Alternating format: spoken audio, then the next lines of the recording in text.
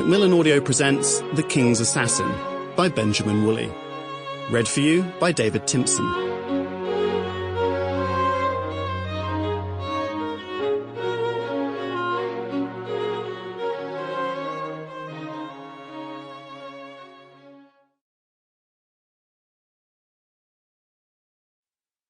Prologue. The group portrait hangs in a private area of Highgrove House, the country residence of Charles, the current Prince of Wales. A valuable and rather puzzling historical artifact, it is only available for direct inspection by members of the royal household, as it is in a very high-security location impossible to access, according to a representative of the surveyor of the Queen's pictures. It shows a family. 2 children dressed in white, 3 women in scarlet, 3 men and an older woman in black. It was probably commissioned by Prince Charles's namesake and ancestor, Charles I, sometime between January 1628, when its youngest subject was born, and the 23rd of August of that year, the day its central figure was assassinated. It is a dreadful painting, awkwardly arranged and cluttered with ostentatious detail. The statue of a lion to one side is almost comical, squatting on an improbably large plinth, the menacing growl that the artist presumably intended, looking like an awkward grimace, and his tousled mane like a dandy's wig. On the opposite side of the scene, an open glass doorway provides a glimpse of a terrace or balcony with a marble balustrade, beyond which lies a formal garden and the rolling pastures of the family estate. On the floor is a scarlet Turkish rug, overhead a dark blue awning or canopy. To either side there are what appear to be statues of Greek gods or satyrs, bare-chested, their right hands clutching what might be sconces or candle-holders. In the muddy, dark background 2 strange images are just visible, probably lion heads perched like the other classical characters on fluted columns.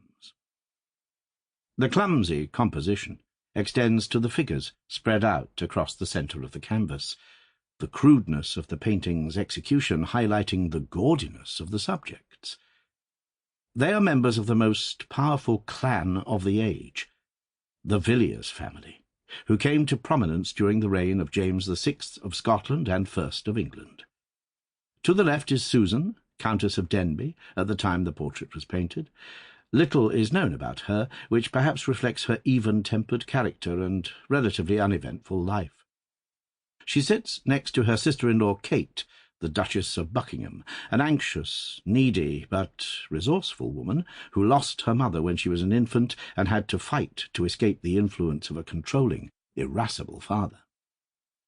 The 2 men standing to the right are John, the mad, philandering Viscount Purbeck, and Christopher, or Kit, the Earl of Anglesey, a feckless and unemployable drunkard. Adopting a casual pose in the picture, John was prone to outbursts of violent mania, followed by periods of catatonic stupor. Kit, known to be vicious as well as lazy, looks more apprehensive, grabbing onto a chair arm with one hand while resting the knuckles of the other on the lion's plinth. In the foreground are 2 children. The older is Mary, known as Mal to King James, who treated her as a grandchild and delighted in watching her play in his privy chambers when her parents were away.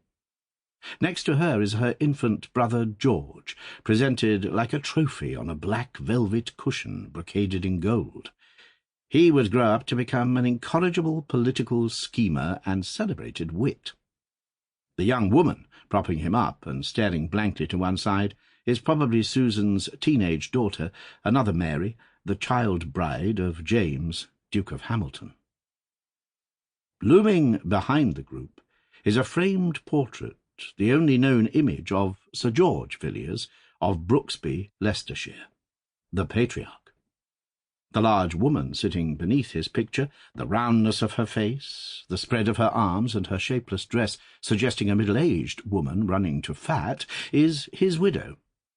Another Mary, the Count. Sample complete. Ready to continue?